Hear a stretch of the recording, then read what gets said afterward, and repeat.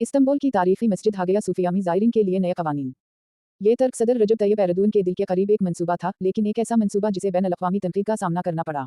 2020 के मौसम गर्मा में एर्दोगन ने इस्तंबुल की हागिया सूफिया को, जो कभी चर्च के तौर पर बनाया गया था, को एक म्यूजियम से वापस मस्जिद में तब्दील कर दिया। इस वक्त एर्दोगन ने अवाम को यकीन दिलाया कि दाखिला फीस खत्म कर दी जाएगी और सकाफती यादगार तमाम मुसलमानों और गैर मुस्लिमों के लिए खिला है। जनवरी 15 से अब एक और बड़ी तब्दीली होगी। हागिया सूफिया में दाखिला महदूद होगा और ज़ायरीन को दोबारा अदायगी करना होगी। तुर्की के वज़ीर सियाहत मोहम्मद नूरी एरसुए ने उम्मीद ज़ाहिर की कि ये मजहबी और सयाहों के दरमियान बेहतर बक़ाए बाहमी का बाइस बनेगा। मुअख्खर ज़िक्र लामहला शोर मचाते हैं और अमन और नमाज में खलल डालते हैं, एरसुए ने हाल ही में कहा। अब तक सयाहों और इबादत गुजारों को एक मखसूस फासिला रखते हुए रुकावटों और निशानियों के साथ हाजिया सूफिया के अंदरूनी हिस्से में एक साथ दाखिल होने की इजाज़त थी। जनवरी के वस्त से ताहम नमाजियों और ज़ायरीन को मुख्तलिफ दाखिली रास्तों से मुंतकिल किया जाएगा। जबकि नमाजी पिछले दाखिली रास्ते इस्तेमाल कर सकते हैं, सयाहों को ऊपरी मंजिल पर एक गैलरी के जरिए रहनुमाई की जाएगी। एरसुए के मुताबिक टूर गाइड्स को राहदारियों के जरिए ज़ायरीन के साथ जाने की इजाज़त नहीं होगी। इसके बजाय हेडफोन इस्तेमाल किए जाएंगे। एरसुए ने कहा कि हमारी तरजीह नमाज है। ताहम ये इमारत आलमी सकाफती विरसा की जगह भी है और इसलिए उसे पूरी दुनिया से आने वालों के लिए खिला रहना चाहिए। 29 साला ज़लीहा दुमन, जो एक बार मस्जिद में तब्दील होने के बाद हागिया सूफिया को देखने के लिए जर्मनी से इस्तंबुल वापस आई थी, कहती हैं कि इन्हें ये दम तोड़ देने वाला लगता है।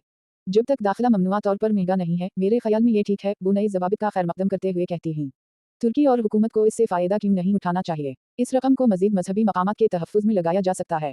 हागिया सूफिया 1985 से इस्तंबुल के तारीख़ी मरकज़ के हिस्से के तौर पर यूनेस्को के आलमी सकाफती वरसे की जगह है और इसकी एक अहम तारीख़ है। शहंशाह जस्टीनिन की तरफ से तामीर किया गया हागिया सूफिया तकरीबन 1000 साल तक ईसाइयत की सबसे बड़ी इबादतगाह थी। ये बाज़ंतीनी सल्तनत का मरकज़ी चर्च था। 7वीं सदी के बाद से वहाँ शहंशाहों की ताजपोशी की गई। 1453 में उस्मानियों की तरफ से क़सतनतनी अब इस्तंबुल की फ़तह के बाद हागी सूफिया को मस्जिद में तब्दील कर दिया गया।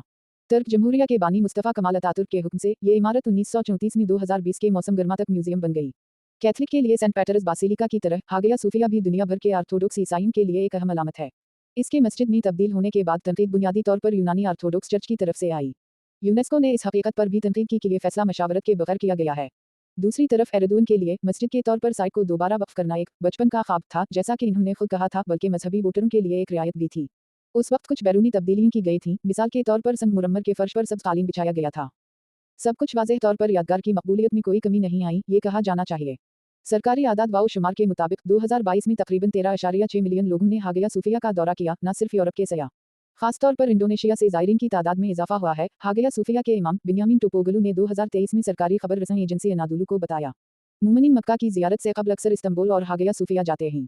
दाखिले की सही फीस का तयन अभी बाकी है। किसी भी सूरत में वज़ीर एरसुए का कहना है कि आमदनी सकाफती असासों पर खर्च की जाएगी, खुदाई या हागिया सूफिया जैसे निशानात के तहफ़्फ़ुज़ के लिए।